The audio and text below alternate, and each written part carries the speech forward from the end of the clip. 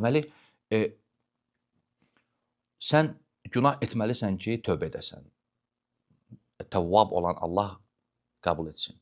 Qafur olan Allah bağışlasın. Əfuvun olan Allah əfv etsin.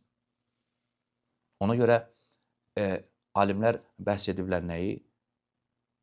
Bu məqamda mələklər üstündür, yoxsa insanlar? Təsəvvür elə, bir qrup alimlər deyiblər ki, insanların salihləri mələklərdən üstündür. İllə nəyi zikr ediblər?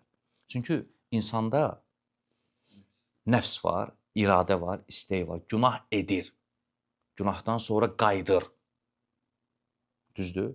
Mələklərdə bu tərəfi yoxdur, günah etmirlər. Günah edib qayıdan daha üstün olur. Nəfsi var deyə, şəhvət qoyulub ona.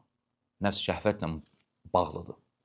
Onu Şeyxülislam İbn Teymiyyə rahimehullah deyir ki, kim desə ki, övliya, vəli, Allahın vəlisi, məsum olanlardır, yer üzündə vəli tapmayacaqsan deyir. Düz deyir. Yəni biz bu şərti qoyaq, Azər. Deyək ki, Allahın dostu olmaq istəyirsənsə, sən günah etməməlisən. Onda yer üzündə vəli yoxdur. Sən günah edəndən sonra vəli olursan. Allahın dostu ola bilirsən, tövbə etməklə, ona qayıtmaqla, ona üst tutmaqla.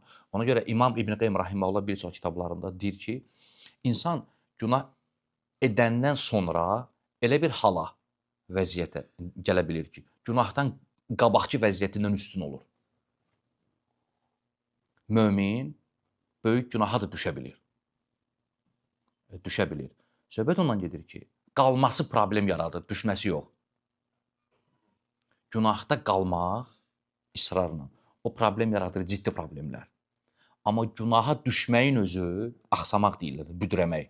Bu labüddür, düşə bilər insan. Mömin də düşə bilər, abid. Sahabələr düşürdü, yoxsa yox? Sahabələrdən olub, içki içən olub, yoxsa yox? Təvil edib içirdi, düzdür? Təvil bilirsin nədir?